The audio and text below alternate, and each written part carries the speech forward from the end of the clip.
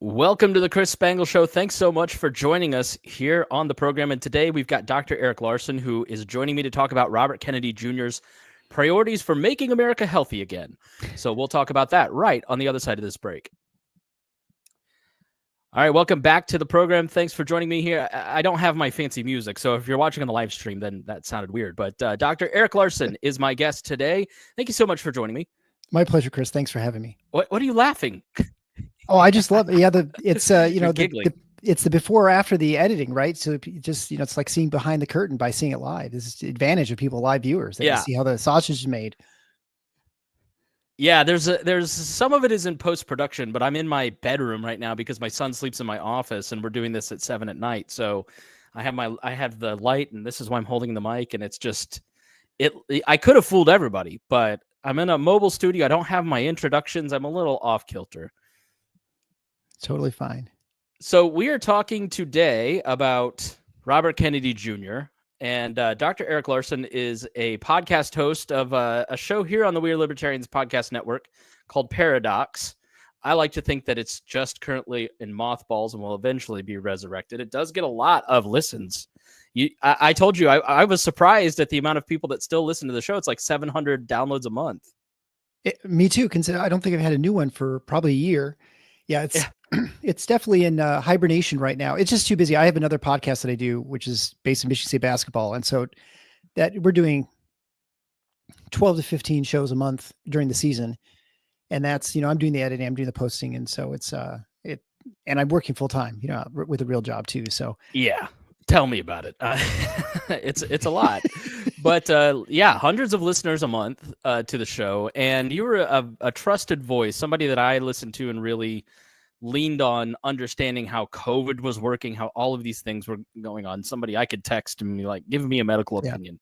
And we're here to say that this is a policy discussion. This is not a medical discussion. I'm certainly not qualified. I don't look, I'm Robert Kennedy curious. I don't know if he's a crazy person. I don't know if he's a truth teller. I don't know a ton about him. So we'd be interested in your comments if you're watching live, or feel free to send me an email, chris@chrisspangle.com, with things that you'd like to add to the discussion, and we can add those in on a later show.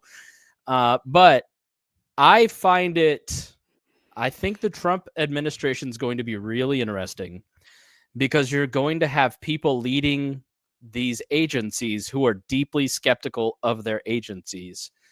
And maybe in the Reagan administration, that was kind of the case, but not like this. Like when you've got Matt Gaetz at AG and Tulsi Gabbard at DNI and like the FCC guy, the FCC guy is a big mistake.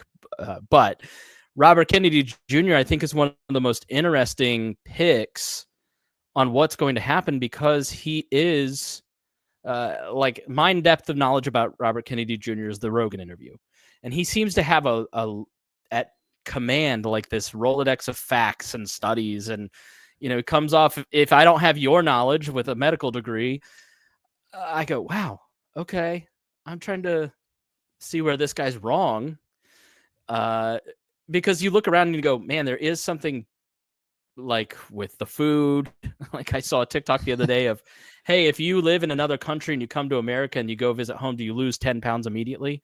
And everybody was like, yeah, when I go back to Guatemala, I lose 10 pounds of water weight. So I think the average person listens to Robert Kennedy Jr. and at least is intrigued as to what he's saying. We're not going to particularly go into everything. We're going to talk about what we think Kennedy's going to do, what his priorities will be, some things that he ought to do from a libertarian point of view, especially, and what we think he can actually get done.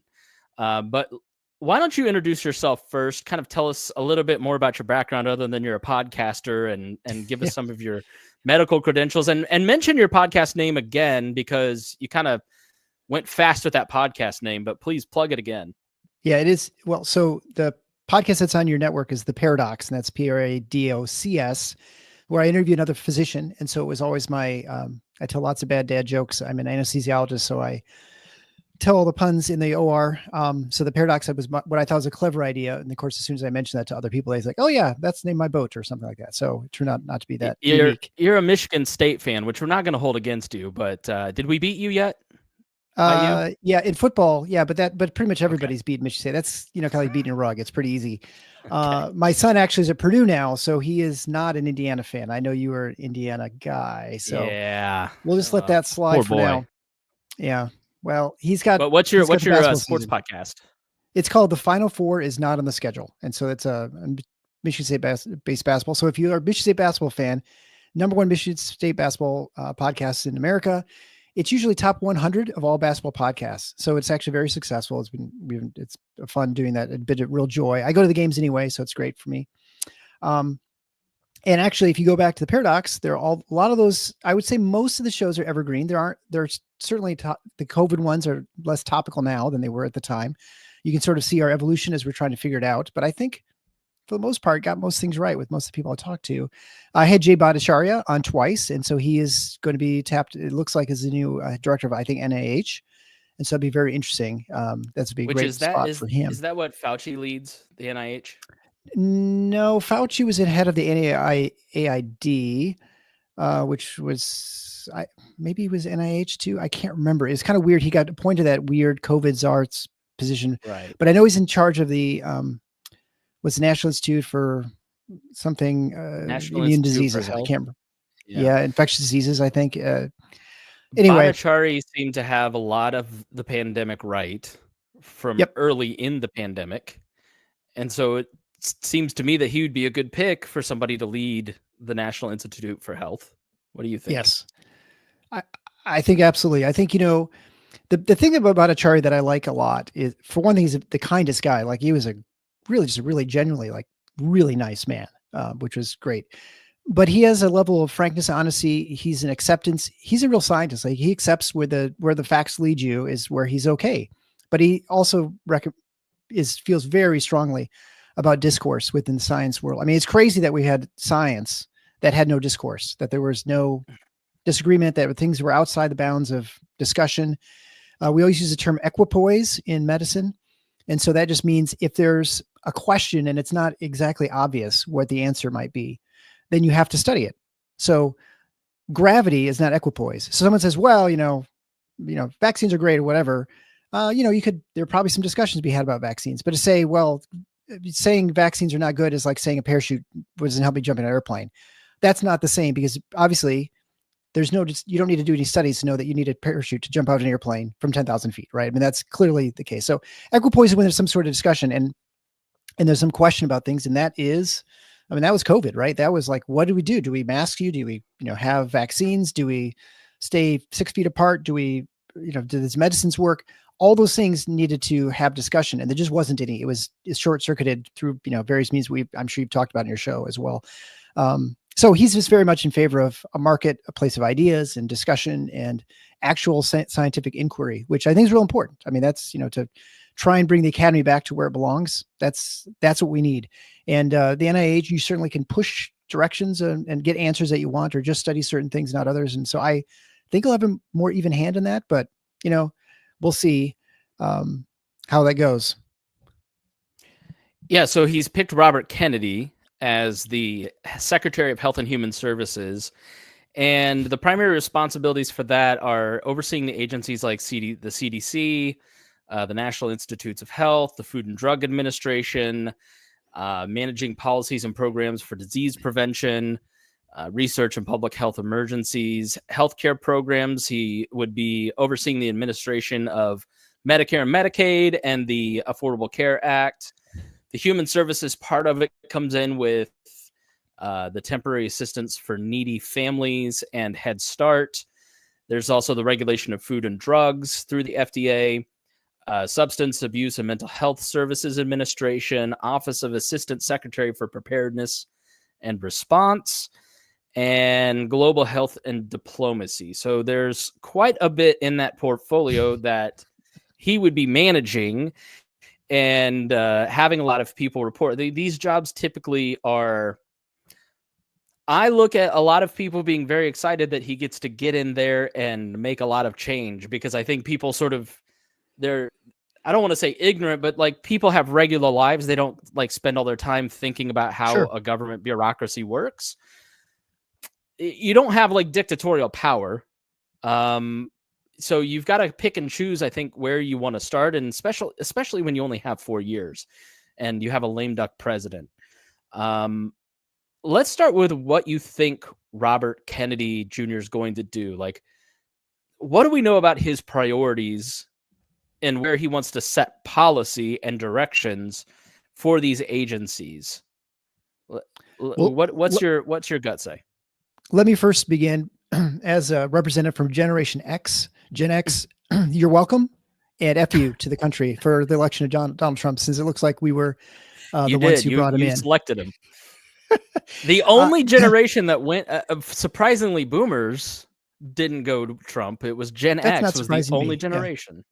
Yeah. Well, our generation is defined, I think, by the two movies I always think of as Reality Bites and PCU.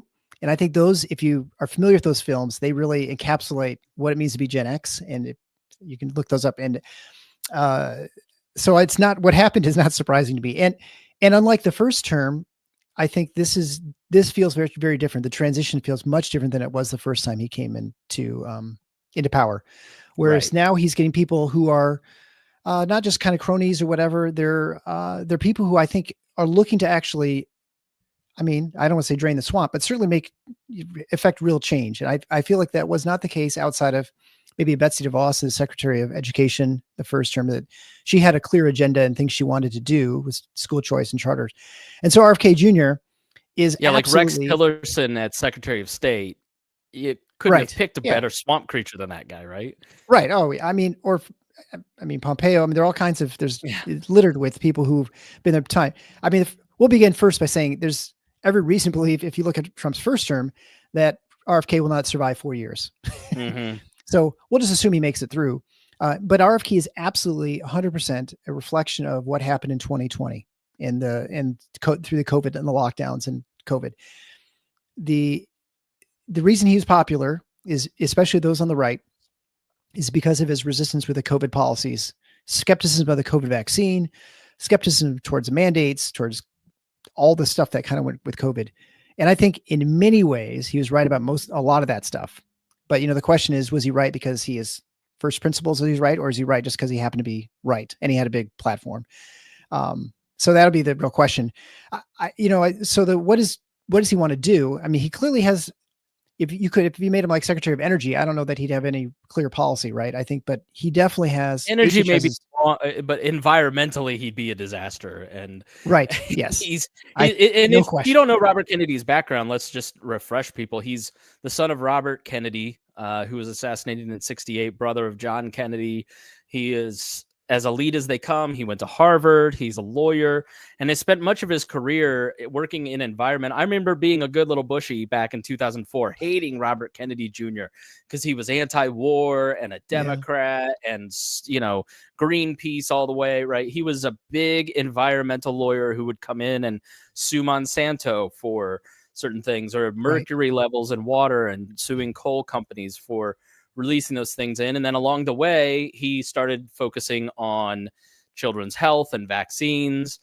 And he's not a public health expert. He's a lawyer specifically trained in environmental law who just happens to have a big platform. And he may set himself up as an expert, but he says explicitly, I'm not a public health expert. Yeah. And so that's sort of the background. He ran for president as an independent this year.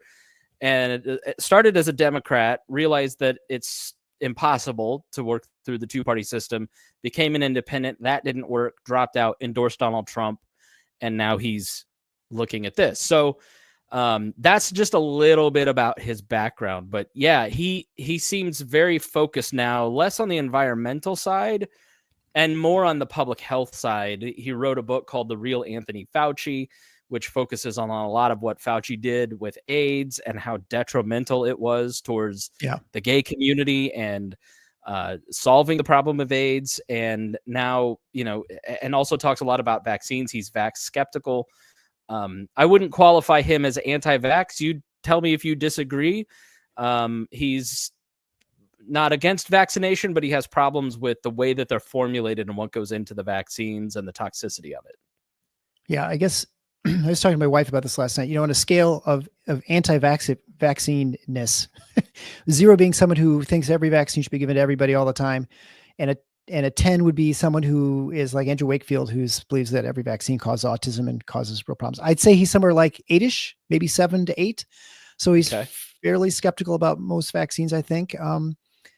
But again, that's not the nuance that we need for most of the discussion, which is unfortunate because, of course, most of these discussions are not nuanced. They need to be. But he's a guy who wants to he has a lot of ideas, and I think some of them are pretty good. But so he stated explicitly that, and also to back up, 2008 he almost got tapped by Obama to take over this position too, and they didn't think they'd make it through the confirmation process. So it's very interesting, right? This is not that surprising. He's back here again. He wanted to focus on chronic diseases. So he said he wants to focus like diabetes, obesity, autoimmune diseases, addiction, suicide, over infectious diseases. He thinks there's been too much focus on viruses and bacteria, those things with medications. So I think to try and get away a little bit from pharmaceuticals is, I think, his general gist. He wants to make food healthier, whatever that means, whether it's making sure it's more nutritious, there's less additives or preservatives, those sorts of things. He wants to remove liability from immunity for manufacturers of vaccinations. I mean, you see that most medicines, there's not a level of immunity for pharmaceutical companies, but there is with vaccines. So if you develop a vaccine, you can't be sued in a class action lawsuit, for instance. So I think Pfizer was taken, I think it was Vioxx. They got hammered. That was like one of the biggest, I think they lost over $1 billion with Vioxx, turned out to cause cardiovascular disease. And so they wouldn't be susceptible to that sort of thing. And so that was a law put in place, I think, in the 90s by Congress, because they're worried about there wouldn't be manufacturers to make vaccines because there's not a lot of money to be made. We've clearly seen that change with COVID. He argues that this was put in because vaccines are inherently dangerous. Right. Which, I mean, I think when you look at like COVID, I think explains a lot of this, right? Just to kind of pause where we're at on this train. Mm-hmm. Like, health is so personal for people, especially the older you get, right? Like, I never thought about my health till I was in my late 30s, right? So you don't have it, right?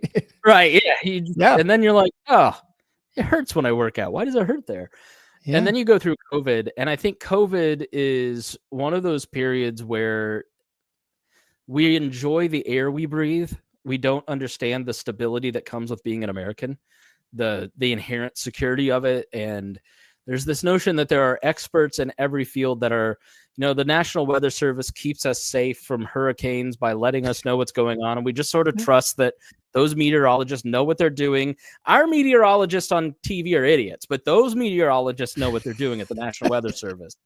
And if there's a vaccine and your doctor tells you to take it, then it just must be trustworthy. And then the pandemic hit, and we spent 2 years hyper-focused on our health and fighting with each other, which makes you go and do your research to make sure you're right.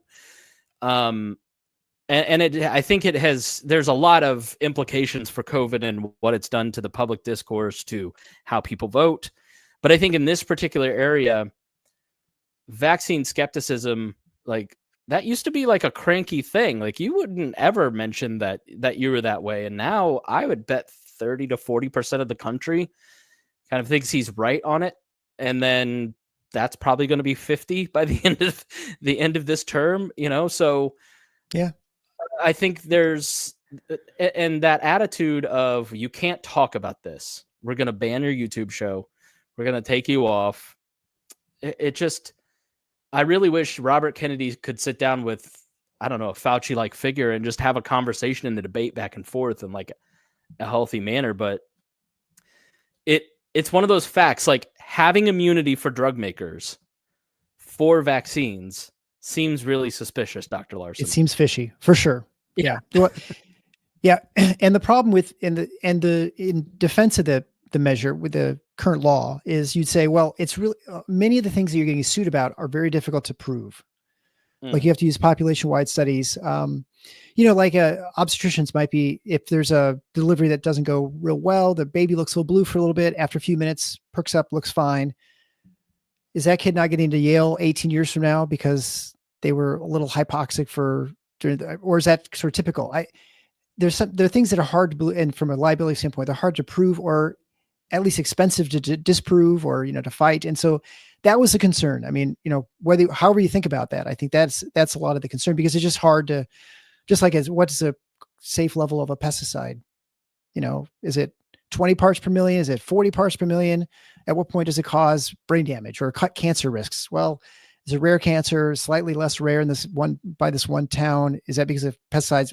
These are hard things to ferret out and sort of figure out. And so I think that from a litigious society, the concern is trying to get away from that. That is both, so you can feel about that however you want, but I think that's the thinking behind preventing those things as well. Yeah, I mean, just from a first principles standpoint, I mean, if we had a free society, like you would want to have private lawsuits against companies that provide a product, and just giving them blanket immunity. I don't know. I can see the argument that, look, you'd sue you'd sue them into oblivion, but also I don't know. I don't know how I don't think I like the idea. We can talk about it later too. I mean, this is just what he wants to do. Yeah, right. So I mean, there's only so much you can do. So focus more on chronic diseases as opposed to infectious diseases. Yep. Work on making food healthier. Yep. Removing indemnity from the vaccine. Yep. When it comes to regulators and advisory boards, advisors and advisory boards, the ones who make decisions of like the stepwise pattern of pharmaceuticals or interventions in medicine, to disallow those people from going into the private sector. So, for instance, the CDC director almost always retires and goes and serves on a pharmaceutical board, and these or FDA, I should say. So is that making sense? Is that right for someone who, works as a regulator and then immediately goes and works for Pfizer or, AstraZeneca or something like that?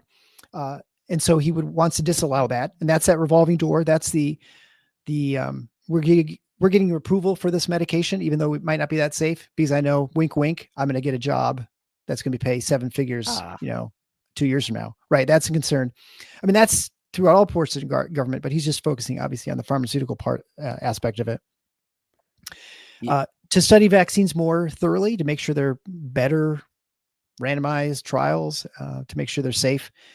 Also looking at pesticides, and that maybe goes along with the food safety, but just pesticides and environmental toxins, and making sure that we're testing them properly and, that they're getting the chemicals out of the foods. I think those are sort of the main 6 sort of, things that he's looking to do. Certainly other things too, that I think he also mentioned, that he's interested in deregulating some drugs like marijuana and psilocybin. I can never say that properly, but so I think those are other things that he's mentioned in the past that he was interested in doing. I would add a 7th, just from a political standpoint. I think one of the things that Trump is going to do is a lot of investigations. This is going to be the presidency. Oh, you mean like into Fauci, et cetera? Oh yeah. If Fauci needs a lawyer, I think every yeah. I mean, yes, but I think what he will do is Robert Kennedy will have access to all the documents he ever wanted. He can. Yes. Here's a guy who likes information, who's asking and suing, Fauci's office for certain documents and not getting them. Well, now he can walk in and get access to whatever information he wants. Absolutely. And I think that will happen across the board. And, it's for my friends, everything, for my enemies, the law. So I think that may be, if you focus on retribution, you don't get a lot of the things done that you want to get done.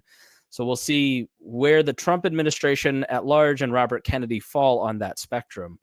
But I would add the 7th is just documentation, document gathering. Yeah. And I think investigating Fauci in particular.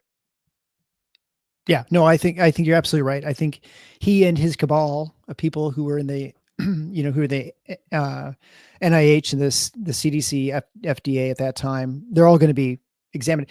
I mean, the smart thing for Kennedy to do, I think, is, and I think you're absolutely right, that that's probably one of the goals of his, is you just make it all open and just kind of let other people take it over, and don't actually pursue it yourself. Just like Right. that thing's going to work itself out, whether it's Congress picks up the ball or private journalists, citizen journalists, which there are plenty of, who will pour through those documents.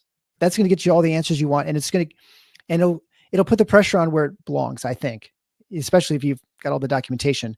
So yeah, you're probably right. That's absolutely something that he's going to do. But you could do that in day one and just be done with it, and then work on all the I other stuff. love your idea, and I think that's exactly what they should do in all these different areas. Just make it as transparent as possible. For sure. Open those emails. Yeah, so those are like the broad things that he wants to do. Those are his general focuses that kind of are what attract people to him. Mm-hmm. Maybe we should talk about things that we think will actually happen, and then go to the things we think RFK ought to do. Right. If that makes sense. Yeah, no, I think so. I think so. I do think the indemnification will be removed from, and really? I'll admit I'm not. Yeah, I think that'll be removed from vaccine manufacturers, which I'm not sure that it's the wrong thing. Like you said, it does seem suspicious. It's probably going to force more robust testing. And I think with the COVID vaccine, we clearly saw a dereliction of duties by the FDA in the testing process. I mean, I'm not going to say that the vaccine was unsafe. It was probably unsafe or maybe not as efficacious or sort of as useful for young people as it was for older people. I think there's definitely safety signals missed with myocarditis in young men. That's seen all over the world. It wasn't just here. There's the blood clot formation problems in women with the Johnson & Johnson vaccine, which even Paul Offit, who's a vaccine expert, was concerned about when they were talking about the initial development of that one. That was not the mRNA one. That was one with adenovirus. And so that was one he was worried about, that it may cause some problems. But I think we could have had a quick rollout of the vaccine, and there could have been other ways you've done it. You could have had people volunteer, and you could have had more arms with young people, old people, pregnant people, whatever.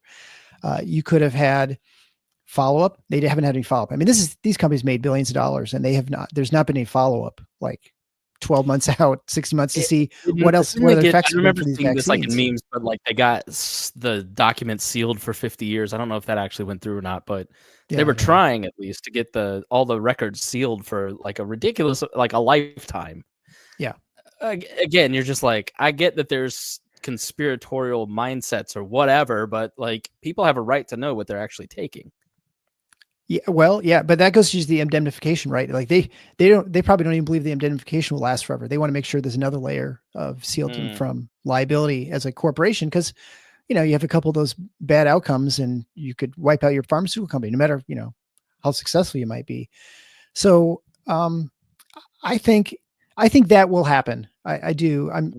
And that may be something that there's probably support within the Democratic ranks and the Republican ranks. So I think that'd be a bipartisan approval. It'd be my guess. Interesting. I also, and Vinay Prasad, I don't know if you follow him, but he's a physician out in San Francisco, has a very good channel, and I'd recommend anyone listen to his stuff. He's very good on this. He's comes from the left, but he makes a good point that it may be a very difficult process for RFK to get through the approval through the Senate, because he's potentially going to upset a lot of really powerful interests in the U.S. government or U.S. economy, which is the pharmaceutical and hospital and device manufacturers. I mean, there's a lot of money that is going to be up trying to prevent him from getting this position. And so by that point, the indemnification, there's going to be a lot of money to try and prevent that from happening as well. And so it's entirely possible that he may not get this through, even though he wants to. But I think there's a reasonable chance that he could maybe through administrative fiat get some of this through. I'm not sure. Yeah, because they'd have to pass a new law to repeal the old one. I think so. I mean, I guess, I would think that'd be something that you'd have to pass through Congress. So maybe that wouldn't get through. But things that he could do, I think he'll absolutely change the way they do school lunch programs, the nutritional requirements for the schools. I mean, I think he can snap a finger. He can just change that. He can probably remember how the right was so mad at Michelle Obama for the same thing. But I'll tell you, my daughter goes to a grade school, and it's an IPS poor school in a poor district. the food is just, she won't eat an Uncrustable here because they have a different type of Uncrustable, which definitely going to be banned. But the Uncrustables, like the frozen peanut butter and jelly you get from Smuckers, but theirs is like an Uncrustable, and the bread is hard, and it's like powdered peanut butter in the middle, and like she just refuses to eat lunch there because it's all so bad. These kids don't eat the food. She's like, nobody eats the food. It's horrible. Yeah. Well, because it's like the most processed, tasteless, awful. Like your hospital food is like Ruth's Chris compared to what she's getting at these schools, Dr. Larson. Well, we always joked about it when I was a kid. It's, government cheese, right? We always talk about the government cheese that you get it, right? And it wouldn't melt or anything. So like Velveeta. So anyway, I think that will change, and how that actually gets the funding for that, all sort of things. But I think that's going to change as far as food pyramid, those sorts of things are going to change. I think he's going to go after a lot of these dye and additives to foods. And I'll admit to you, I don't know enough about this to weigh in one way or the other. But I think he's going to do that. I do think he will be able to unschedule marijuana and the psychedelics. I think that will happen as well, where he'll decriminalize that. Which I think will be advantageous for a couple reasons. That it'll be a lot easier to study it. Right now, you can't get funding for studies it's very hard for getting controlled substances. So it'll be a lot easier to study and to find out if these are efficacious, if these work. Like if marijuana is helpful for chronic pain, if psychedelics help with PTSD, those sorts of things. And there's certainly things that suggest that are helpful, but it'd be nice to have better, robust studies, and it'll be easier to do if it's not illegal. That was actually the only thing that Hillary Clinton said in 2016 that I liked. I was on the opposite side of her on everything else, but she explained that you can't have these major university systems study marijuana, or she was talking about marijuana, but psychedelics I think has come on in a big way.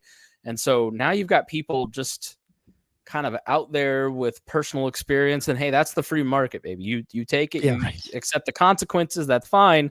But I think if you had researchers kind of trying to understand the process of these things, what they actually do, I think that would be very solid and really interesting, because, I mean, everything runs on federal funding and they can't research anything at this point. Yeah, no, it's very important, especially when you're trying to get a study, even if you're doing funding outside the government, if it's illegal to use in half the states or whatever, like it's harder to have a population-wide study. And so it makes it a lot easier to get these things through a multi-center study. When things are illegal, the cartels do the studies. That's the problem. The black market. And they might really be biased. You'll also, so like I said, the food pyramid, I think you also see the change in regulations over things like drinking water, pesticides, food additives, those things. I can't comment on many of them because there are a number of countries that do those things and some don't. And so, I think it's not unreasonable to have discussions about this. This is the equipoise, right? Like our question is this helpful? Is this dangerous? Whatever.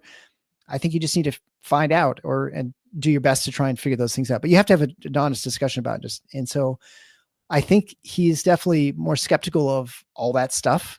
I don't know exactly what that means, but you know what I'm saying? I think he's willing to ask questions, maybe more than he should. Certainly speaks from a level of authority that he probably does not have. But I think those are reasonable questions. And I think also the other thing that he will definitely test is, in some way, is vaccines. And and how that actually plays out, I'm not sure. But I think, like I said, there was bad studies with the vaccines with COVID, but I think he's going to have some more. But I'll say this, and I know, I don't know the audience. I don't know where the audience falls with vaccines. All over the place. Yeah, and that's my guess. And I will only say this, and Vinay Prasad made this point too, which is a very good one. But I think it's very easy for us to just say vaccines are good or vaccines are bad. And this is very much at fault is the medical industry, the public health industry, to say that all vaccines are saving lives. They do all these great things. And yes, some vaccines do save lives and do great things. Others are sort of on the margin, and some are maybe not that effective. But I think we have not been very honest in trying to promote vaccinations to not differentiate between the vaccines we're talking about. And I think that's really important. It's like really when easy we to went say, through well, my kid's schedule, it's like, okay, I get the polio vaccine, but why do they need a chicken pox MMR vaccine? Right? Like MMR.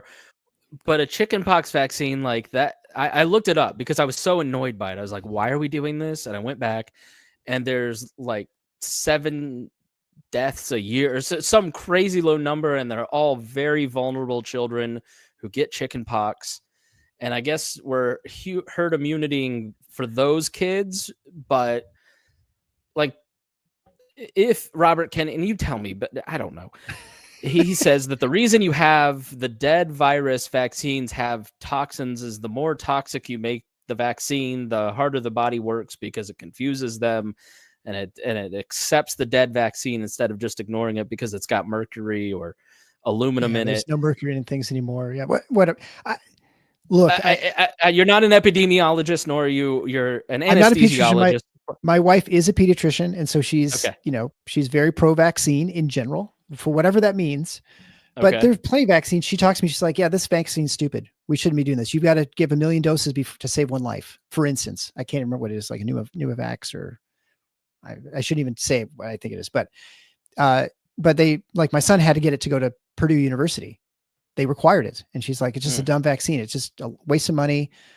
There are obviously chance of side effects are incredibly, infinitesimally small, but the chance of actually saving a life is almost negligible, Now, chickenpox, at least when it came out, especially when a lot of people are getting chickenpox, like everybody got it, it actually caused quite a few deaths. And so it was more than I realized, because I'm like, oh, well, everybody gets chickenpox.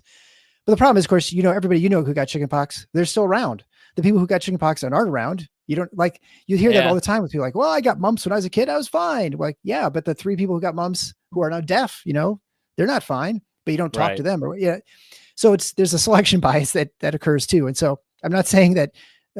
So anyway, the point is that vaccines, it's real important to recognize that vaccines are all different. There are different types of vaccines, different diseases they're trying to prevent. They're different times and schedules. And so it's just if I were to say drugs are great, drugs always work. All the medications are, believe in medicine. Well, what does that even mean? I mean, trust the science. Well, but if I just said believe in medicine, like even medications, you're like, well, sometimes they don't work for me. I know that I've had allergies, or this medicine didn't lower my blood pressure like it was supposed to, or that one did, so just the blanket statement that medicines are great or vaccines are great is not helpful. And then when you have a vaccine like the COVID vaccine that was helpful, but it didn't do what a lot of the proponents claimed it would do. And then if you try to say, well, actually, if there's natural immunity, there are other sort of ways of modulating the disease process, not just with the vaccine, that you're shouted down like you're a crazy person. And that was in the public square. And that anybody who would suggest otherwise was a crank or whatever, like Jay Bhattacharya, right? Yeah. Or Monica Gandhi, people who are like, even on the left, who are very pro-vaccine, they were sort of shouted down like they're crazy people. And then people realize that it's not true. Well, now you're going to get the problem that you have. And so the one thing people are very concerned about Robert F. Kennedy ushering in a wave of vaccine hesitancy. And I'm sorry to say that train's left the station. Yeah. It's not coming back. RFK, whether he's HHS secretary or not, vaccine skepticism is here for probably generations. And it's a sad state, but it's public health's fault. It's medicine's fault for just having a non-nuanced approach to things. And I don't know. I mean, my wife's seen it. There are more kids with pertussis now. They're newborns. There's gonna be problems with breakouts of, I can't think of right now, but they're having these breakouts because they're getting below herd immunity in these diseases that just didn't happen before. And you can chastise people about this or whatever, but this is the natural result of I'll say misinformation campaign that was set up by the pharmaceutical companies, by the media, by the government, by professional organizations. And so this is exactly the blowback you expect. And I don't see a solution to it, except that just the way things are going to be right now. And it's sad because these are really life-saving. Some of these vaccines are super important, life-saving, but the way you treat people, you can't treat people that way. Yeah, and I feel like Trump is so much, it's just the infantilization of society. Like, look, we're the experts, just trust us. I think it's most prevalent through the COVID discussion, but there's so many different areas that speak to why populism is surging. It's not just COVID. It's the economics of it all. And like, oh, well, globalization and immigration are good. I agree with those things, but I can see how if you are a low wage worker competing with those immigrants because your job was shipped off to China or Mexico, you disagree with me, right? No, no, no, now, you'll just learn to code and you'll be fine. And that doesn't work. That's that elitist, arrogant attitude of we know better than you. And yes, it comes from the right too, but there's just a strong sense on the left of like, you need to toe the line, watch yourself. And in medicine, you go to the doctor and, I don't know that you and I have talked about this, but when we had 5 miscarriages up to Matthew, my wife was pregnant 6 times in a year and a half. And we were trying to figure out what was going on. And if you ask questions of most of the doctors, I would say 85% of the doctors that we kept going to different doctors until we found people who would take us seriously. I'll never forget this one doctor at the fertility clinic at IU. Once she found out we were not going to do IVF, she was not, we don't need to test you for anything. Like, I'm sitting here, 260, like, maybe tell me to lose weight at least and test something. But she, no, we don't need to. We just don't know why you're just going to have to live with this condition, which was a crazy thing to say. And if you would ever go back at a doctor and ask a question in that period from 21 to 23, not you, but there was this strong sense of like, why are you questioning me? Yeah. And I mean, it's like the price of eggs. Donald Trump didn't need to buy mailers. The perfect mailer was in the grocery store. Every time you went to the grocery store, it was right. It was a mailer, a TV commercial against Joe Biden and Kamala Harris. And so every time people go and pay a lot for drugs at a pharmacy that's overworked, pay too much for a $500 bill for an ER visit to go and sit in an ER for 4 hours because my son fell off the couch. That's cheap, $500. Wow. Yeah. Bad bedside manner. I just... Yeah. Right. It rubs people the wrong way. And then you come in the major health crisis, and there were some people who were trying to get the word out, but it's polished. Like, this is why the left doesn't have a Joe Rogan, because there's this like polish that experts and people who are in a field come with because they're trying to climb a corporate ladder, that it just doesn't resonate with people. It feels like you're trying to propagandize me. And so I get why people have skepticism about like the food stuff. Like, we all know that salt, sugar, and fat are really tasty, and that's why they put salt, sugar, and fat in everything now, and MSG and things. And we know there's something wrong after 20 years of, documentaries that the food supply, there's something not going on that's right. And so the food pyramid just seems like bunk, but they keep pushing it, right? So I think it's just natural for people to have this reaction. And the best way to handle it is not to censor people, not to shut them down, not to, like, you can take Alex Jones' entire business, but Alex Jones is just going to pop up on X and have 3.5 million viewers like he did the other night. Right.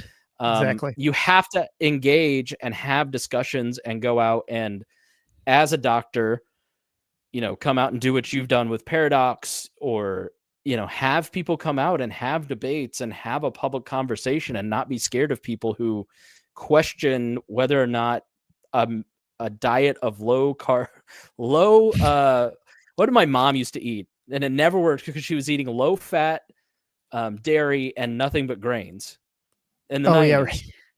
High carb, low fat. Whatever. Right. You're just like, you're miserable, you're bloated. So... Yeah, well, and I totally agree. That's Jay Bhattacharya's point, right? His point is we need to have discussions about these things. We need to have open debates, not closed discussion, email discussions where we're talking about what's happening, but have a forum where you have people who are on opposite sides discussing what's the best diet, the pros and cons. You may find out you can't really come to consensus. That's usually the case, right? There are lots of times we don't really know what's best.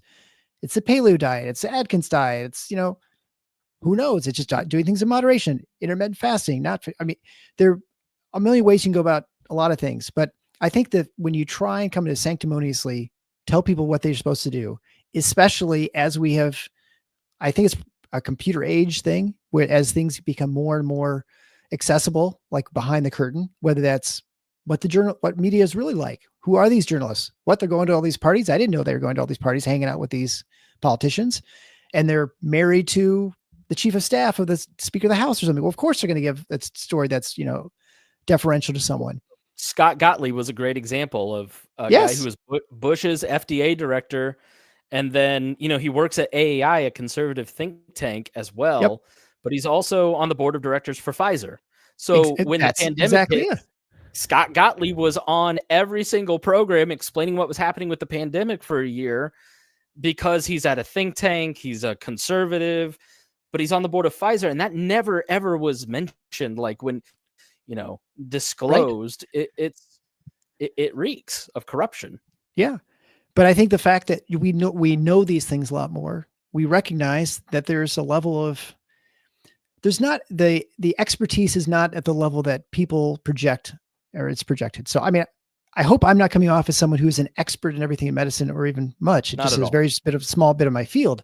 But I think it's important to recognize that people just realize now that not everyone's an expert. It does. And it was hard during COVID, partly because it was hard to communicate. I never realized how hard it was for some older people to know what I was saying when I had a mask on all the time because I wasn't allowed to take it off. And so that was a problem. Also, just the fact that it was just when you isolate people socially, they're just not normal. And we all experience that, right? As we're isolated on some level, or people are treated as disease vectors everywhere you walk. It is not healthy mentally or socially or culturally. And so I think that caused a lot of animosity and just a lot of more conflict just in everyday settings that you shouldn't have had. And certainly in the office and stuff. But I would say in general, physicians are very much partly don't have time to have a discussion to get down into whatever it is, whatever the condition is. And so you're not going to do if I'm a surgeon and you're not interested in surgery, I'm not going to really spend much time talking to you. If I'm fertilizing, I'm not saying it's right, but I think that's just the reality of what happens. And so, I don't know. That's just. And the big hospital systems, which we'll touch on in a minute. Jim says, debates are how people learn and become informed, and we are a nation of sovereign citizens who deserve no demand that our public servants respect us and our right to know what is happening. Yeah. Ron says, tobacco companies bought the food companies in the 80s, and the food is ultra processed now. And I do think that's he jogged my memory because I heard not RFK, but an advocate for RFK today on Fox News talking about what his priorities should be, and his advice to his friend. I don't remember his name, but he was saying we need to treat the food companies like the tobacco companies and litigate, get them in court, force them to start removing sugar, removing high fructose corn syrup, and the subsidies that led to high fructose corn syrup. Like, what is your reaction to that? Like, should the Trump administration and look, it's a problem that we've got these things in there and we need to go after them and use the force of government. How do you feel about that? Well, I mean, I'm all for getting rid of subsidies and letting the market decide if people want to have sugar in their Coke or if they want to have high fructose corn syrup. I generally think, and again, this goes along the lines, I don't know that we know everything, right? I think it's easy to say, we know this is a bad thing, we know this is a good thing, but it may be different for certain populations. Maybe it's better for men or women or kids or adults. I mean, I don't know the answer to these things. What's best is to leave it, sort of open as a market, not try and put your thumb on the scale one way or the other. Now, obviously you don't want people to eat consuming things that are like truly poison, like arsenic and everything or something like that. Like, but things that I think where there's not a certainty, I think you have discussions. You say, what do you think's best? I probably don't know. And we can't speak with certainty with things we don't know. And so it's probably not right for government to say you should do one thing or the other. That's just my opinion. And if you can get rid of subsidies, obviously that eliminates a lot of the thumbs on, on the scales. And so then we can kind of just figure out where the market goes. If people decide they want sugar, cane sugar or whatever, or seed oils or not seed oils, I don't know, whatever you want to do. You just kind of Heinz, man. vote with your dollar, right? That's the libertarian way. 7 or 8 years ago, I heard tale of Canadian ketchup. And I was like, oh, I want to try this because it's all natural ingredients and no high fructose corn syrup, just Is it basic sweet? tomato, right? And so Yeah. I specially ordered Canadian ketchup. And then Simply Heinz noticed that so many people were doing this that they came out with Simply Heinz, which is now on your shelf at your store. You have two options. You have the Simply Heinz or you have the regular Heinz ketchup, which has some of the other extra ingredients. And there is a taste difference. I Oh do yeah, think sure. there's a taste difference, but yeah. Real quick before we go on to the next chunk, but is there a place, for people like me who have young kids trying to figure out all these vaccine debates? Like, do you or your wife have like, okay, we've heard these arguments because they're easily to access on Joe Rogan, right? Are Yeah. there like pro-vax websites that like Oh are yeah. really solid that you Yeah. would recommend to people? I mean, I think one of the definitive books is Paul Offit. He is, and so he's developed vaccines. He developed a vaccine for, I think it was RSV. No, sorry, rotavirus. I think it was rotavirus. But he's a very sensible person. He works at Children's Hospital, I think in Philadelphia. I think it's Philadelphia. I think he's at CHOP. And I think he's a pretty good advocate for, and he's someone who's willing to talk. And he's willing to look at real evidence. So, for instance, he didn't get a booster for the mRNA COVID vaccine because he's like, there's no point. Once you have the baseline immunity, it's not going to prevent disease, except for maybe a month or two or something like that, prevent infection. So all you can do is do disease modulation, which means that your body mounts some sort of immune response. It's not going to keep you from getting the infection, but you don't get as sick. And a lot of our vaccines will work that way. Flu vaccine is a good example. Flu vaccine will not usually prevent you from getting the flu, but it'll prevent you from getting really sick from the flu. So instead of being out for 2 weeks, you're out for 3 days or something like that. And so, and he did not recommend it for his son, who is in his, I think, 20s. He's like, I don't think you should get the vaccine at all because you're not at an age at risk for getting bad outcomes from COVID, and you're only at risk for getting the side effects, the myocarditis, for instance. And so he said he didn't recommend any of his grandkids get the vaccine. He didn't think there's any point to it, that it was just introducing risk with hardly any reward. And he didn't have any super high risk grandkids, but there are very few kids who are ones that you'd be that concerned about. But also he recognized that vaccines are not magic. They just create an immune response and memory within your body. And once you have that memory, usually it's persistent, not always. Sometimes you have to get a booster 20 years later, something like that. But once you have that, there's not much more you can do. You can't have antibodies for every virus that exists in the world in your body circulating at any one time. We know this because we continually get sick throughout our life. We always get colds, right? A couple of years or something like that, as long as you have contact with enough people. And that's because if you had antibodies all circulating for all those viruses all the time, your blood would be like ketchup. It'd be like that high. It'd be so thick, It wouldn't work. And so it has, you can't, your body has mechanisms to say, okay, we're going to allow ourselves to get sick. We can have a quick immune response. So we get sick for a day or 2 or 3 or whatever, and then we get over it. And that's how your body's supposed to work. It's not supposed to have continuous, antibodies marching around for that very reason, because you couldn't survive. And so it's a complicated system, but it's the one that we have. But he at least recognizes that, and he acknowledges it. And so I think his is a good book. I think it'll make you more comfortable with a lot of vaccinations. And I don't think he's going to tell you to take stuff that's not worthwhile. Now you can make at some point, figure out which ones are things you're worried about, not worried about. But I think that's your decision to make. Yeah, I mean, I'm like on the board of a homeschooling organization, so like I'm just surrounded with the anti-vax stuff. So it's like, Yeah.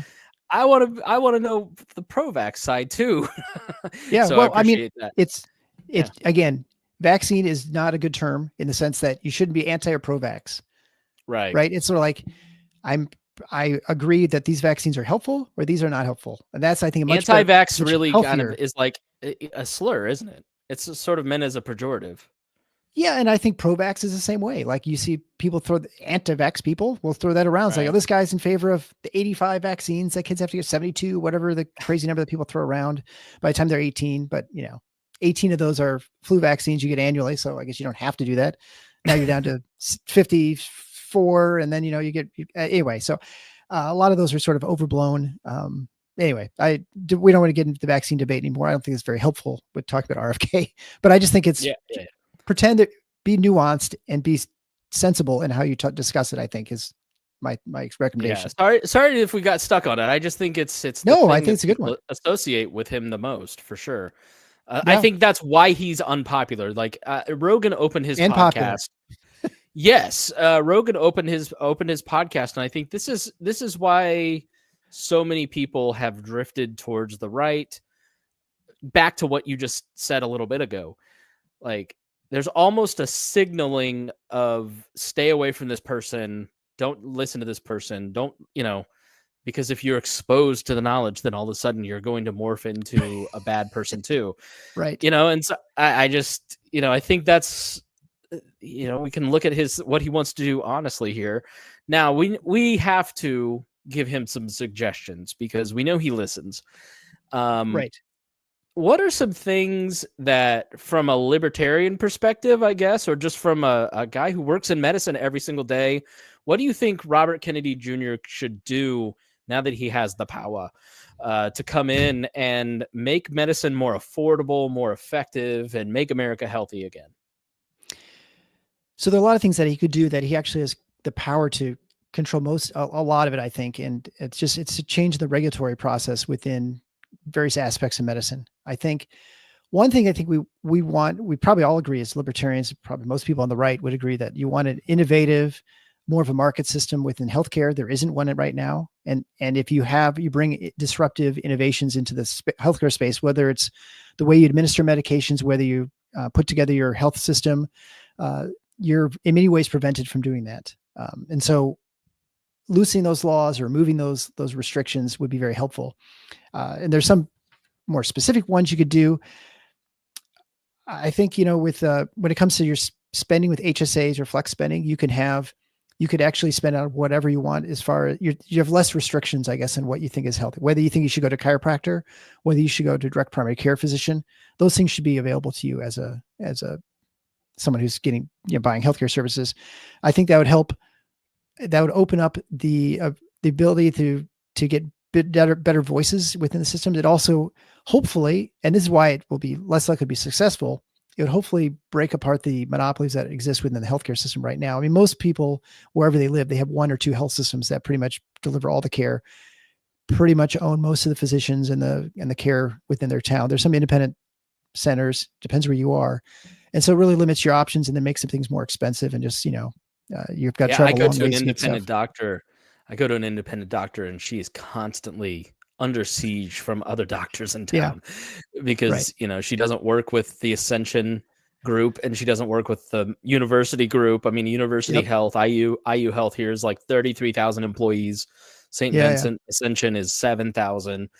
And that's the majority of the state kind of falls under one of those two jurisdictions. And if you're not part of it, it's a huge problem. And I think this is also a little bit of what comes in with some of the Dobbs ruling and the complications around ectopic pregnancies and abortions and miscarriages. Like, not only do you have lawmakers making laws that are usually bad laws, but then you have healthcare organizations that set out those roadmaps and don't want to take on legal liabilities. And like in our case, it was just you're like, what are you? That doesn't can't make escape any sense, it, right? Right? When you're left with just Coke or Pepsi, you're just left with Coke or Pepsi. Yeah. Right. You don't have 7-Up, Dr. Pepper, A&W, Fago, whatever. Fago. That's showing my Michigan roots here. That's what the poor kids drink for everybody that's not from the Midwest. And Verner's, right? Yeah. So you want more options and choices. And we expect that in most parts of our life. There's no reason we shouldn't expect in medicine. There are plenty of people who are smart enough who can deliver care. And so the more options we have to allow them to deliver care, the better off we're going to be. And probably the healthier you're going to be too. The more likely you'll find someone who matches you and how you like to do your work on your health. Yeah. So touch on direct primary care physicians too. Sure. Because that I think plays a huge help in all this. Yeah. I mean, I have a direct primary care physician. I've talked about a lot on my show. It's not really a complicated concept. Basically, a direct primary care physician is just someone you pay a monthly fee to be your doctor. And so it's like we all gym memberships or whatever. And it's basically you just buy a membership, $100 a month or something like that. And you have someone who's usually accessible 24/7. They can do your primary care. They can suture you up. You can get some maybe labs through them. You can, they're going to know you better because they have a membership flat fee. Usually they have a much smaller patient panel, and a panel just means how many patients you are taking care of. So if you're in a typical family practice physician, let's say within Ascension Health or University Health, you probably have 2,000 to 3,000 patients in your panel that you're responsible for. I don't have to tell you, it's pretty hard to keep track of 2,000 or 3,000 people and, to know them. I mean, if they've been in your practice a long time, maybe, but there's even more churn within within healthcare. But even that, if you now are 500, it's a lot easier to keep track of 500 people, because likely you're not seeing all 500 every year. You're probably seeing, 150 or 200 frequently, because they're the ones with the chronic illnesses that are coming in more frequently. So it's a lot easier for them to be familiar with you and your condition.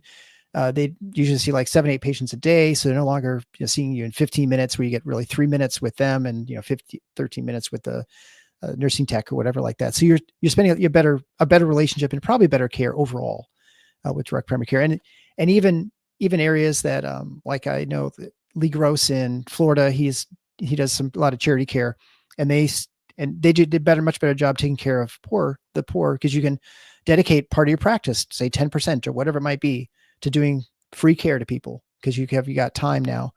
And so you're going to provide much better care than they're going to get at the hospital with, Medicaid services. So anyway, direct primary care is a great way to do things.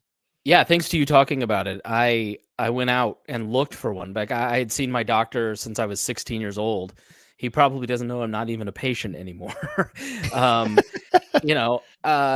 I just realized, like, okay, I've been coming in here 330 pounds and you didn't do a blood test on me, or, that was 15 years ago. There was never like, let's run a blood test, let's get a heart scan, let's do these things. Like, here's the schedule you need to follow. It was just sort of, how do you feel? Okay, well, walk and exercise and eat better. All right, see you next time. Right. It was, it was when I got an infection in the back of my neck in 21 or 22, my heart rate was just off the charts. So he finally like measured my blood pressure, and he's like, "Oh, we need to put you on medicine. You're like," I was like 170 over like 120. He was like, "You're going to die." And then I found somebody who, it's a DCP, but they take my insurance. So they're not like a DPC, just to be clear. DPC. Thank you. I get that confused, but man, she is on my butt to get a blood test every quarter. You need to go get a heart scan so we can set a baseline. Here's your exercise routine.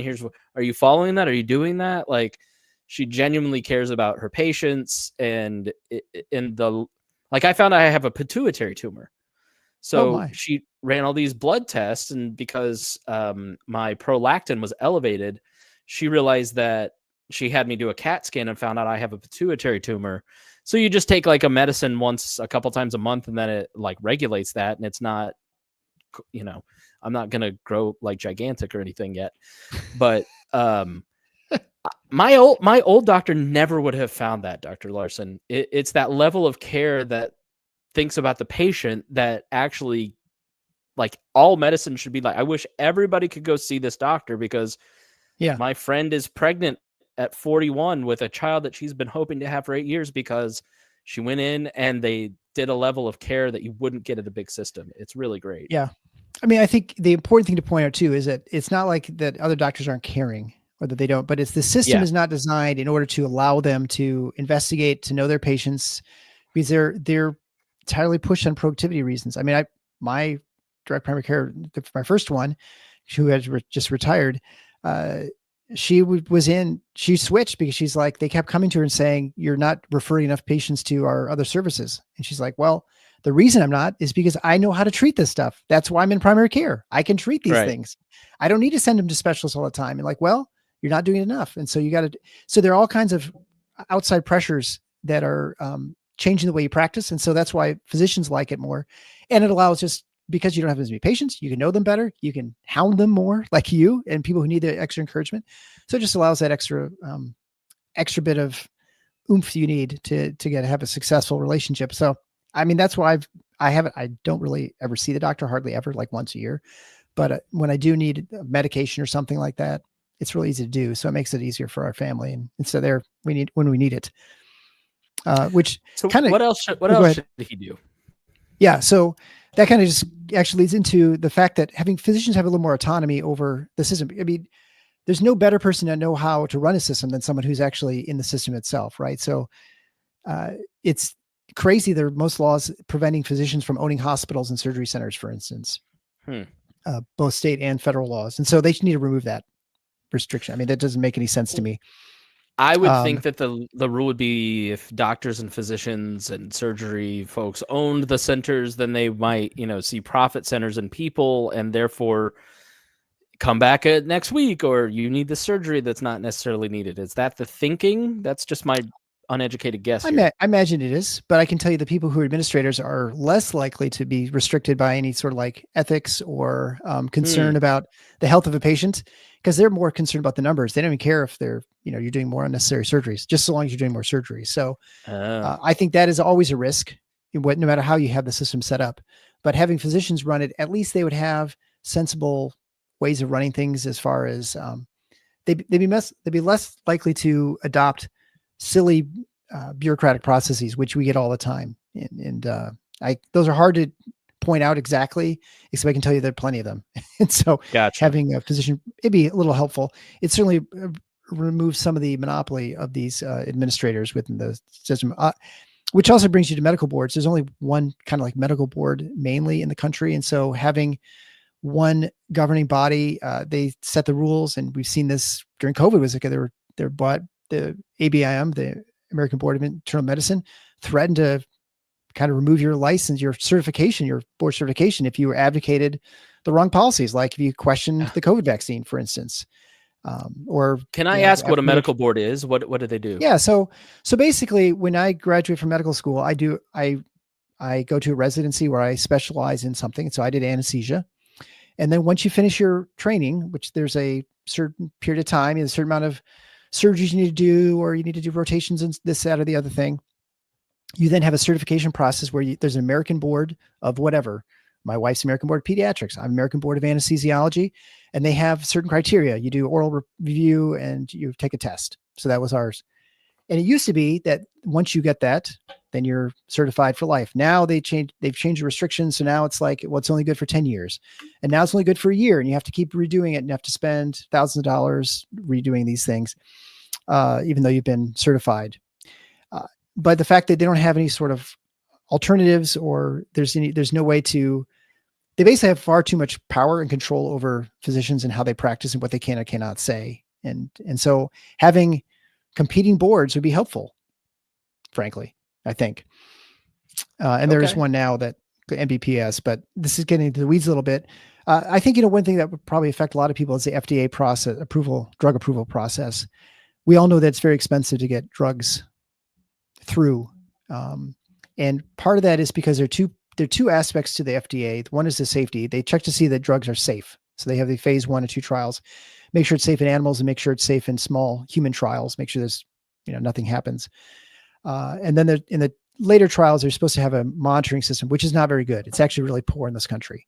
And so that could be improved. And so RFK could do that pretty easily. And maybe that'd be something that he would do, that they have a better monitoring system. Because like, the myocarditis that showed up in Israel for young men, they picked up on that right away. And yet, we gave way more doses, and it just was not seen here because our system is very poor reporting system. Yeah, and as I understand it, like anybody can report anything without any kind of verification. It kind of goes into the database, and yes, yeah, So wait, there were 40,000 cases of this, and like, well, that's actually because a bunch of people who don't know what they're talking about put it in there, versus having people who are getting complications that are showing up at hospitals be much more useful, system. Oh, let me tell you, I call my mom, who's a registered nurse, every other week. I'm like, this is the end. It's over. She's like, just go get an antibiotic. You're going to live. And then the other half of the team, the part of the FDA is whether the drug is efficacious, means whether it works or not. And that's actually where almost all the money is spent in the FDA, in the approval process. It would probably, I think most people, when they think the FDA, they think, well, the FDA is finding whether a drug is safe to use. And that's what most people think with the FDA, right? I don't think they think about whether the FDA is checking to see that a drug works or not. and that is, compared to placebo or compared to the current treatment medications or whatever. And so it'd probably be much more useful to have the FDA focus on safety, and then whether drugs work or not, they don't even do that, I think. And then that is controlled through just basically through professional societies and other, you could have, basically that's what the studies are for. But I think to have the FDA be in charge of determining whether something works or not it's not a very good process. They're not any good at it. For one thing, they haven't been. Most of the time they say drugs work, they don't work. Most drugs don't work in general. I mean, that's just the nature of, you put you develop 100 drugs and maybe one of them is actually useful. You may think it's useful. About 10 to 15 you think are going to be gangbusters. And then most Are you of them saying the ones that get through, good. the ones that I'm taking currently, they don't work? Is that the... It's entirely possible. But I the ones actually you're getting had are the ones you SSRI have. of my... Yeah, one of my drugs, I'm like, oh, please don't recall it. It works for me. At least I think it does, even though they said it's probably just a placebo. No, like, okay. But I think, when it comes to the efficaciousness of drugs, the FDA is a terrible job. And also it invites so much corruption. There's so many problems with, and this is a lot of the, shoveling people into then the boards working for these companies later. They prove the drugs. This is where, Fauci apparently made a lot of money, that they get a lot of funding that comes from pharmaceutical companies. And then you go get your private sector job, or you get paid $50,000 to talk to Pfizer or whatever. So I think that process is not very good. And that probably something the FDA shouldn't even do. I mean, there's probably other ways you could do it that'd be at least as effective. And it would massively increase the speed with which drugs can come to market, and then also decrease the cost, we're all in favor of both of those things, right? If it's a truly life-saving, get it out there right away. And, if you want to be entered in that study right away, you can do that, and you can, the right to try. And I think most people generally support that concept. So, and then more obscure thing is like their regional organ monopoly boards. There's a really good podcast from Reason on why we can't have good things, why we can't have nice things. I think that's why we can't have nice things. Yeah, which was on the monopolies of the organ transplant board. Some of the boards are really good, but they're all regionally run. So your region might be good or bad, and might lose organs or have them just get spoiled and not. It's kind of crazy that it works that way. And there should be a process. We have far more entrance into that market, so that you find the best people, the most innovative companies do the best job with the organ donations. So that's a lot of stuff, like for just the healthcare system. And then the other things are more like, I think again, marijuana, psychedelics is probably good that you unschedule that and allow people to study those things. I think it'd be helpful. I mentioned the better monitoring system for adverse events, both for vaccines and for other medications. I think we need a better system for that. Food regulations. I don't know. But how do you feel about raw milk? I don't really care if you drink raw milk. I mean, you're going to be a lot more informed about where that milk comes from if there's a risk to it. Yeah. So I tend to think, go ahead, right? It doesn't bother me at all. And so I think who go and buy raw milk, the criminals out there who do this, know so much about this stuff. And this is where I think like some of my cognitive dissonance in some of this conversation is like, man, the people who research this stuff know a lot of stuff, and then the people that know the opposite information just kind of go, just trust me. And so it's confusing. Like raw milk is one of those things where I'm like, I don't know, should I just like drink only raw milk? It's apparently a cure-all. But yeah, you're an informed person who can make your own decisions, and if you get diphtheria or whatever, or milk sickness, I don't know, then salmonella. And I don't know. Yeah, and in terms of labeling, it's like the Costco recall, just having to bring all this butter back because they didn't put on the label that it doesn't contain milk. It's just silly things like that. Yes. You go, come on. Yeah, I mean, it's just how wasteful it is. And I mean, I hate wasting anything. I can't imagine wasting 80,000 pounds of food that could feed people. Like we have people who have trouble getting food. People desperately need their butter to be cheaper. Or everything. So, I think there are probably some food regulations that can be loosened. I think, Thomas Massey talks about this all the time. There's certainly raw milk's one, and sort of the restrictions they have on selling cows, if you want to have locally farm livestock, it's really hard, or eggs and stuff. So I think those things are probably helpful to, and I think it could be done pretty easily. So PBMs too, and I don't know how deep What is discussion we want to get into, but pharmacy benefit managers. And so these are the most powerful healthcare lobbyists in the country. They're not insurance companies. They're not hospital systems. They're not the American Medical Association. The pharmacy benefit managers, they're basically the people who create formularies of medications, and they get all their revenue basically through kickbacks. Essentially is what happens. and so essentially what happens is you have they put together, they talk to pharmaceutical companies. They say, hey, we want to put your medication on our formulary.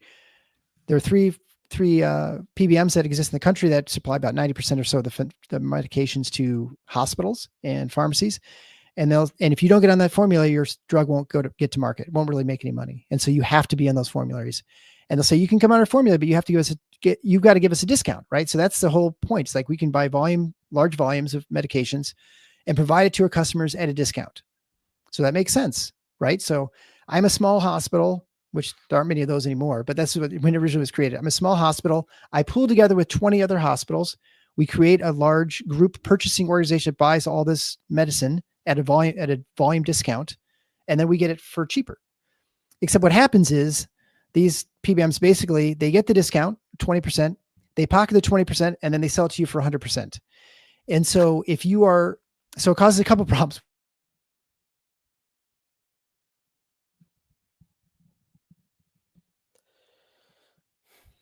But the other thing is now they create a strange disincentive that if you are a manufacturer of medications, maybe generics, I think is a good example, because you're not making huge margins on generics.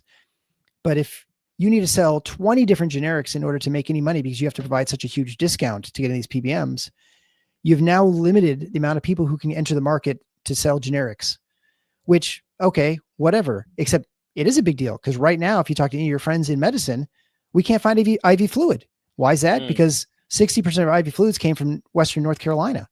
Yeah. And they got wiped out by the hurricane. And so if you have and before that, we had the same problem, 3 years earlier, because it was all in Puerto Rico. And so they actually moved the plants out of Puerto Rico, which is more hurricane prone, to North Carolina, which is not, but of course got hit by a hurricane. But the fact that you have a very brittle pharmaceutical industry, because you have to have such massive manufacturing. You can't have someone who just makes IV fluids, because you just can't make any money on it. You have to have like 10, 15 drugs. So it has a lot less entrants can come into the market. So busting up those PBMs, busting up that, which is not hard to do, except that they're the most powerful lobbyists in the Other than that little bit. Yeah. Other than that little bit. But that's something that could help tremendously, because I can't tell you, as a physician, I've talked to anyone in healthcare, they're driven crazy by the shortage of medicines. I've been short propofol, which is what I used to put people to sleep and sedate them. I've been short local anesthetics. That was like last year, the year before. IV fluids twice.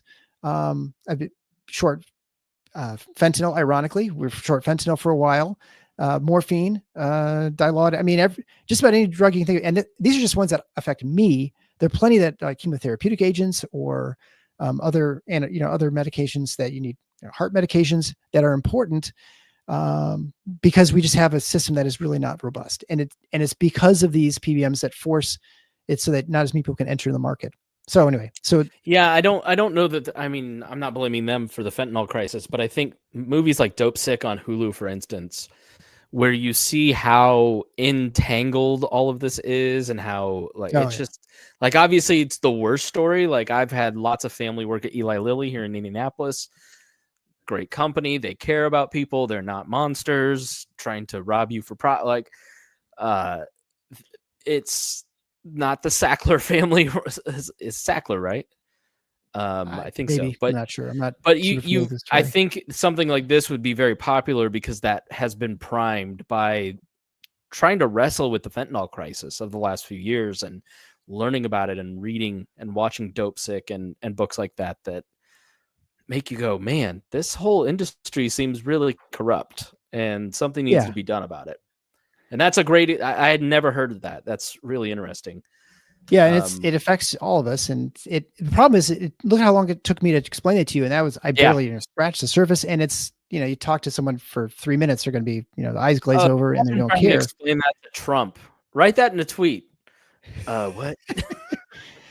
The last thing I would suggest that would be great is if with CMS. So right now, the way they pay Medicare is they pay based on where you get your care. So if you get it through a hospital system, a heart cath, they pay X amount of dollars. If you get it through a private individual and independent, it's 1/3 X. And so that's generally how their payment system works. So there's a massive disadvantage to not be within a healthcare system to get any sort of care, which of course creates consolidation within the healthcare space. And so there's less options for you. So you have Ascension and University of Indiana, right? You only have 2 options. In our town, it's 3 options, but most places it's not that many. And it's because of this. I mean, this is one of many reasons, but this is a large one, that there's such a huge disadvantage to trying to be independent outside the system and to make money. If you're going to make 3 times more money, you might as well just go work for the man, and takes away some the problems from from an overhead perspective. But it comes to the cost, and it comes to the cost that suddenly you have production pressures and you've got to treat.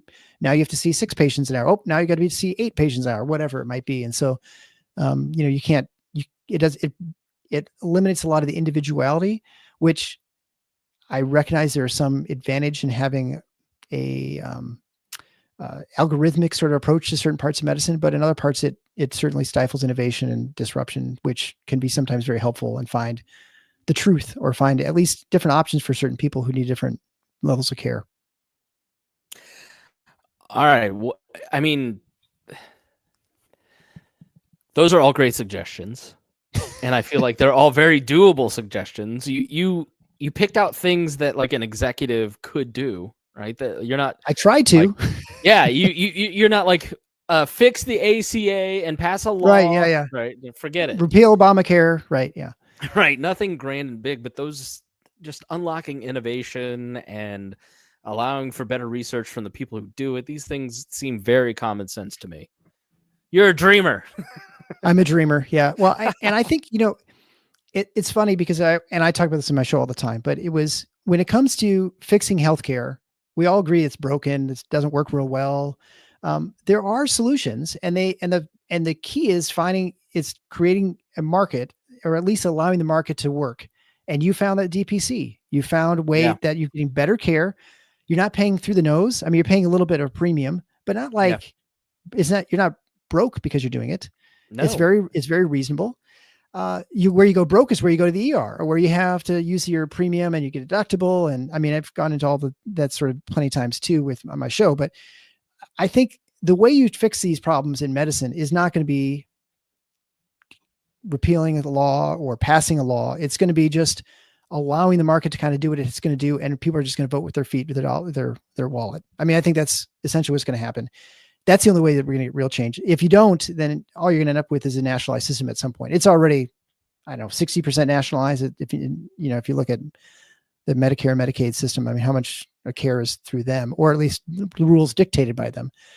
So anything you can do to try and allow other entrants is going to be helpful. And then you have like 4 insurance companies doing private insurance, and it's the block grants to the states for their Medicaid. And then they buy the PBMs. And then they buy the PMs because they realize and so now we have, or you probably have, I imagine, I'm just guessing, there's University of Indiana Health. Probably there's like a University of Indiana health insurance, right? Yeah. And so you have a health insurance company that is also a hospital system, and they probably have, so you're like, how is that possible? How can we have an insurance company and a healthcare system? They should be at odds, but yet they can work together in tandem because they just drive up prices, and that's how their model works. But anyway, it'd be nice not having to try and prevent consolidation. I think one of the basic libertarian tenets, I think, outside of, non-aggression or whatever you might say, is local subsidiarity, to try and on the most local level to make decisions and to have affect change. And so the smaller you can divide things out, it's usually the better, I think, than having just like I'd rather have the state government or the local government have some control over me than the federal government, because I can't change the federal government very much, but I can at least move across the county line, if nothing else, to get away from a bad law that's local. And I think a lot of people are realizing that, maybe taking all this federal funding is a bad idea because we might get a president that doesn't share our values. Every university right now is shaking. Like, all right, Yeah, quick, I hope so. cancel the certain classes. So before Trump finds out, yeah, and that federal money just makes everybody so dependent on the federal government, and that comes with all kinds of strings attached. Like, Oh yeah. I served on a state commission for voting, and you needed the money and you had 13 priorities, but the money was going to pay for 2, but then it came with all these unfunded mandates. You had to do the 13, but you could only do the 2 realistically with the money that they were giving you. So it's just, let's hope Vivek and Elon succeed with Doge, because there's a lot just in this episode, in this one little vertical, right, that there is so much waste and fraud and silliness that could be rolled back if somebody actually really is serious about taking a look at a lot of this stuff. Yeah, all right, well, Dr. Larson, where can people find out more information about you? Well, you can follow me on Twitter. I'm not too active there, but Eric L. Larson. You can also certainly go to my website, The Paradox. That's theparadoxshow.com. Or just look for any podcast player, or go to the We Are Libertarians Network and find The Paradox there. You can download. That's probably the best way to do it. If you're interested in Michigan State basketball, the Final Four is on theschedule.com or tffinots.com if you're lazy. So you can find our podcast, of course, any podcast player as well. So I don't know. That's probably the best place to find me. And hopefully, well, I'll be on again. Maybe if we just start doing some real stuff, if Arcade gets through and we then something happens, we'll see. I love this has been super insightful and helpful, and I appreciate the time. Oh, my pleasure. All right. Well, thanks for joining us here on the Chris Spangle Show. We are so glad that you joined us. If you got something out of this, if you learned something, please share it with your network. Hit that share button if you're watching it live, or go to Facebook and say, hey, I learned something here. This was really interesting. Check it out. All right. Thanks for joining us here on the Chris Spangle Show.